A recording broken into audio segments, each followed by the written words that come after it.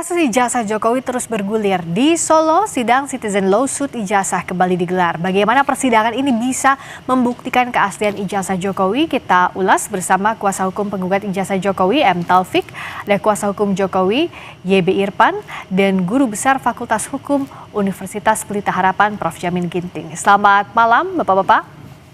Selamat malam. Selamat malam, Priska. Selamat malam. Malam, Pak Taufik. Malam, Bro. Selamat malam, Rizka. Selamat malam.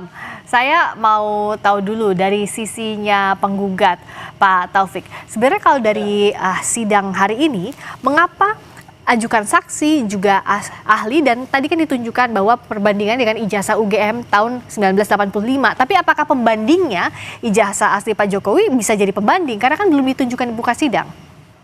Ya, ini harus dipahamkan dulu, gugatan kami adalah gugatan Citizen Lawsuit, yang artinya gugatan yang meminta kepada negara untuk bersikap soal ijazah ini sudah berlarut-larut, dan hingga pembuktian hari ini yang merupakan notabene adalah pembuktian hari kedua para tergugat. Dalam hal ini tergugat 1 mewakili Pak Joko Widodo, tergugat 2 mewakili Rektor UGM, tergugat 2 wakil Rektor 2, dan tergugat 4 kepolisian, serta turut tergugat adalah Universitas Gadjah Mada sebagai institusi.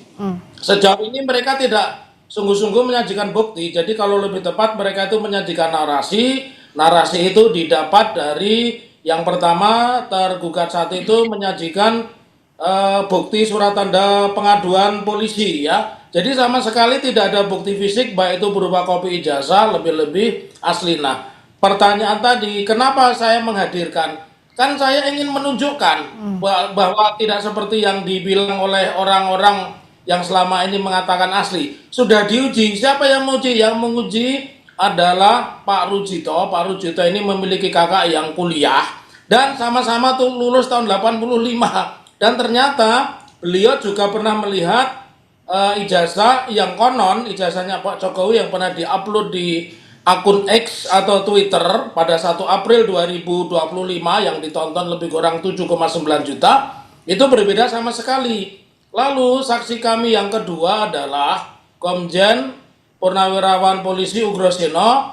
Beliau itu setelah pensiun diundang oleh Pak Jokowi, jadi ketemu secara fisik. Dan tadi dibandingkan apakah ijazah yang dilihat itu sama dengan wajah Pak Jokowi. Nah, sementara dimanapun yang dijadikan alat bukti atau ditunjukkan ijazah Pak Jokowi, ya tidak jauh berbeda dengan apa yang pernah diposting Dian Sandi. Jadi kalau kita mengatakan pembuktian, ya seperti itulah mekanisme pembuktian. Baik, sampai di sana saya tanyakan ini ya Pak Taufik ke Pak Irfan. Di sidang tadi masih diragukan soal fotonya Pak Jokowi dianggap tidak sama, pun juga ijazahnya berbeda dengan kawan seangkatannya di 1985. Tadi juga Pak Taufik bilang bahwa yang sejauh ini tidak ada pembuktian secara bukti kuat, tapi adanya narasi. Silakan Pak Irfan. Terima kasih, Priska. Menanggapi apa yang disampaikan oleh rekan sejawat saya, Dr. Muhammad Taufik, yang perlu dipahami dalam hal ini adalah apa sebetulnya yang menjadi peristiwa atau peristiwa yang menjadi pokok sengketa di dalam gugatan CLS sebagaimana diajukan oleh top-topan hakim. Nah, kalau kita cermati secara seksama bahwa peristiwa hukum yang menjadi pokok sengketa adalah mengenai tindakan Pak Jokowi yang menolak secara tegas untuk memperlihatkan ijazah asli kepada tim pembela ulama dan aktivis. Pertanyaannya adalah, apakah salah? Apakah merupakan suatu perbuatan melawan hukum? Apakah merupakan onrehmat gedek tindakan yang dilakukan oleh Pak Jokowi untuk tidak memperlihatkan ijazah asli kepada tim pembela ulama dan aktivis? Karena secara hukum Pak Jokowi tidak ada kewajiban untuk memperlihatkan ijazah itu kepada TPUA, mengingat TPUA adalah bukan merupakan suatu institusi yang diberi kewenangan sebagaimana layaknya aparat penegak hukum. Untuk itu, karena segala dalil-dalil gugatan yang disampaikan oleh penggugat, kami selaku Tegas 1, selaku kuasa hukum Pak Jokowi menyangkal secara tegas sesuai HIR 163, justru penggugat yang harus membuktikan. Baik. Inilah pernyataan yang perlu kami sampaikan kepada Saudara Taufik. Baik, Prof. Jamin, jadi dalam persidangan ini apa yang harus dibuktikan? Karena kan kasus ini berjalan secara pidana, ada juga citizen lawsuit-nya sedang berjalan. Apa Prof. Jamin dan bagaimana beban pembuktiannya? Ya, sedikit saya jelaskan dulu ya. Apa sih esensi daripada citizen lawsuit itu? Nah, citizen lawsuit itu adalah kedudukan yang mengajukan gugatan itu adalah warga negara atau kelompok warga negara. Tergugatnya siapa? Tergugatnya adalah pemerintah atau negara atau penyelenggara negara. Jadi nggak bisa individu, organisasi masyarakat. Kedudukannya sebagai negara atau penyelenggara negara. Objek gugatannya apa? Objek gugatannya adalah karena negara lalai atau negara atau penyelenggara negara melakukan perbuatan melawan hukum oleh negara. Nah, itu esensinya dari gugatan lawsuit. Tujuannya adalah apa? Untuk kepentingan publik, bukan ganti rugi. Ya. Jadi yang tergugat di sini ya harus bisa membuktikan kalau dalam penyelenggaraan negara dia sudah berdasarkan asas-asas pemerintahan yang baik, sudah melakukan suatu perbuatan yang baik.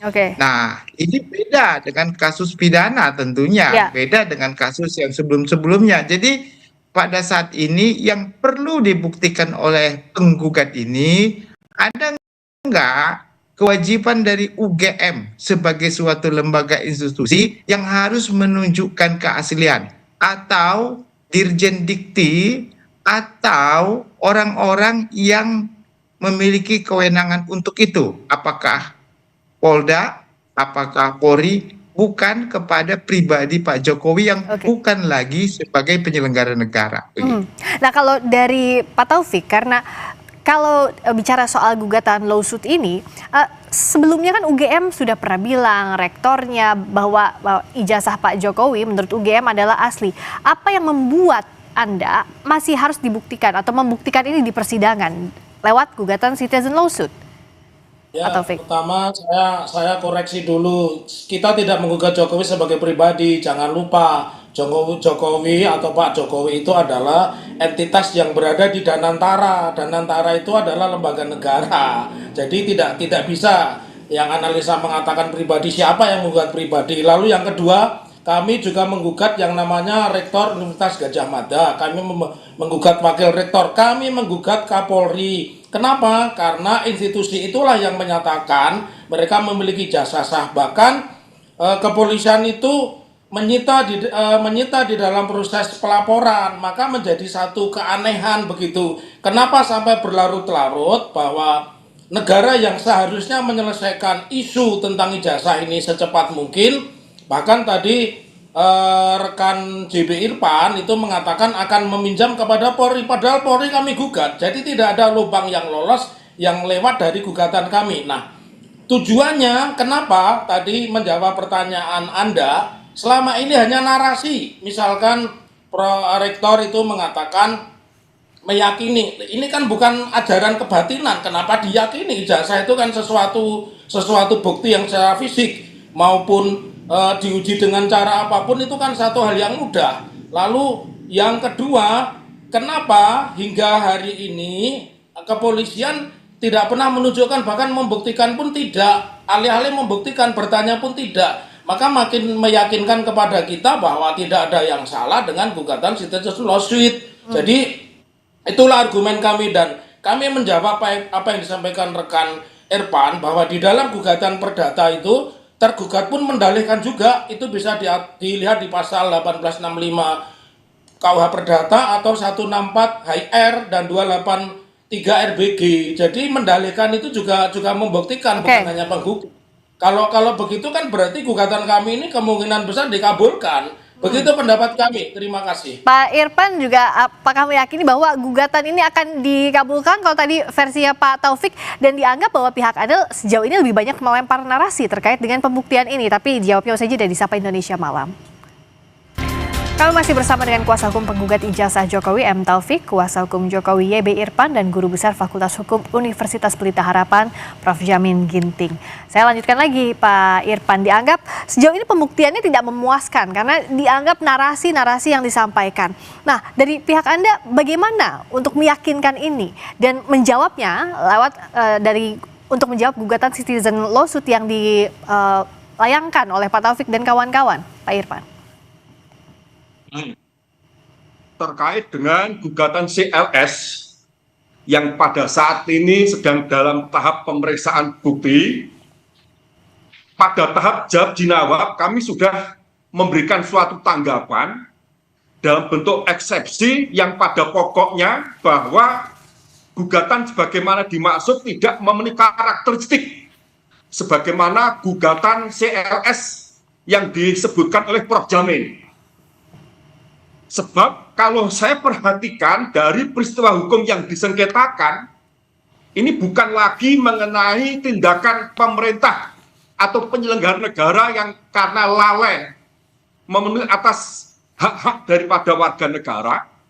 Begitu juga pihaknya, Pak Jokowi dalam hal ini bukan lagi sebagai pejabat negara, melainkan sebagai warga negara biasa. Kemudian kalau saya perhatikan dari petitumnya atau hal-hal yang dimohonkan diputus oleh majelis hakim, bukan lagi dalam bentuk kebijakan yang harus diambil oleh penyelenggara negara dengan harapan jangan sampai hak-hak warga negara yang selama ini terabaikan terulang kembali, melainkan tuntutan yang dimaksud sebatas yang pertama menyatakan para tergugat perbuatan melawan hukum, kemudian menyatakan agar Pak Jokowi menyampaikan pernyataan maaf kepada penggugat. Memangnya siapa itu penggugat? Pak Jokowi supaya minta maaf. Nah, inilah menurut saya kesalahan yang sangat fatal sehingga tidak memenuhi karakteristik daripada gugatan CLS, sehingga wajar kami sampai saat ini merasa optimis dan yakini eksepsi yang sudah masuk pada pokok perkara oleh majelis hakim tentu saja akan mempertimbangkan. Demikian, Priska. Baik, saya ke Prof. Jamin. Bagaimana dalam pembuktian di persidangan kalau dalam eksepsinya disebutkan bahwa ini error in persona tidak tepat yang tergugatnya, lalu juga obscur libel atau ada kabur gugatannya itu. Seperti apa, Prof. Jamin? Dan jikalau ini dikabulkan, apa yang akan terjadi? Jika tidak dikabulkan, apa yang akan terjadi? Ya, tentu karena ini spesifik ya. Sampai saat ini kita belum punya undang-undang nih terkait dengan gugatan lawsuit ini ya. Tidak ada undang-undangnya. Jadi acuannya hanya HIR saja begitu ya. Nah, jadi kalau hukum acara yang digunakan memang hukum acara keperdataan ya. Artinya dalam konteks ini kalau eksepsinya dikabulkan, tentu maka gugatan dinyatakan NO ya. NO, jadi tidak dapat diterima. Kenapa tidak diterima? Karena objek yang dimohonkan tidak sesuai dengan karakteristik dari permohonan gugatan lawsuit tadi. Tadi sudah disampaikan. Sebenarnya tuntutan utama daripada citizen lawsuit ini apa sih? Tujuan utamanya adalah supaya itu pemerintah melakukan tindakan yang diharapkan sesuai dengan keinginan dari masyarakat ya, tindakan ya, bukan ganti rugi, bukan uang begitu ya. Lalu melakukan perubahan terhadap kebijakan yang selama ini dianggap salah atau bertentangan, dan juga ada pemenuhan hak konstitusi dari warga negara tersebut. Nah, salah satu kalau tadi disampaikan oleh Pak Taufik terkait dengan meminta informasi publik, sebenarnya itu sengketa informasi publik yang sudah pernah juga diperiksa pada sistem informasi publiknya waktu itu sudah dilakukan. Jadi saya mengira apa yang menjadi kewajiban negara yang harus dilakukan untuk membuka apakah benar ada ijazah atau tidak, ini lebih spesifik ya. Jadi kepentingan publik yang dimaksudkan itu yang mana? Kalau terkait dengan kebijakan lingkungan hidup, kebijakan kelistrikan, ya itu bisa jadi terjadi. Tetapi kalau terkait dengan ini, mungkin kemungkinannya menurut saya hakim akan menilai ini apakah sesuai atau tidak sesuai, ya. Tapi kelihatannya lebih mengarah kepada organisasi masyarakat tertentu yang meminta pertanggungjawaban mantan presiden terkait dengan ada tidaknya ijazah begitu. Saya minta singkat saja ke Pak Taufik maupun ke Pak Irfan. Ke Pak Taufik, apakah Anda yakin tidak ada celah cacat formil sehingga gugatannya bisa dinyatakan NO atau need on verklad atau tidak bisa diterima? Nah, ini sudah terjawab sebenarnya. Kan tanggal 23 Desember persidangan dilanjutkan. Artinya eksepsi yang disampaikan oleh rekan Irfan itu sudah ditolak. Artinya pengadilan negeri Surakarta berwenang. Lalu hari ini ada kabar bagus. Bonatua itu permohonannya diterima dan termohon dalam hal ini mantan presiden ke-7 itu untuk menundukkan ijazahnya. Lalu saya menggarisbawahi apa yang disampaikan oleh Prof. Jamin Ginting bahwa hukum itu selalu ada yang namanya escape clause, jalan keluar. Jadi tidak ada mengatakan tidak ada hukumnya. Jadi sudah jelas putusan KIP pusat dan ditolaknya eksepsi serta berlanjutnya pemeriksaan itu merupakan sebuah angin segar. Begitu. Terima kasih. Kalau Pak Irfan singkat saja, Anda meyakini bahwa masih ada celah untuk cacat formil? Kami meyakini dan sekaligus koreksi pernyataan yang disampaikan oleh rekan kami Muhammad Taufik bahwa terkait dengan eksepsi yang ditolak adalah kompetensi mengenai kewenangan mengadili atau kewenangan absolut.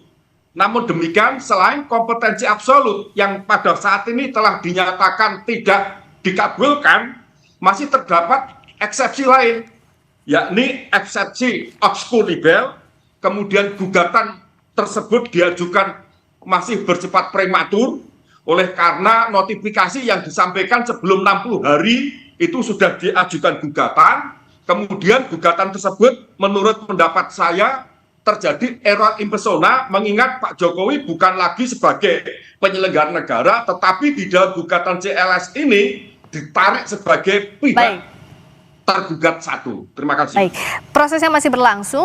Persidangan CLS ini atau Citizen Lawsuit ini sekaligus juga jadi pendidikan hukum untuk publik. Kita akan lihat kemana arahnya, apa yang jadi putusan hakim. Terima kasih kuasa hukum penggugat ijazah Jokowi, Pak M. Taufik, kuasa hukum Pak Jokowi, Pak YB Irfan, Guru Besar Fakultas Hukum Universitas Pelita Harapan, Prof. Jamin Ginting. Selamat malam. Terima kasih. Malam, Prof.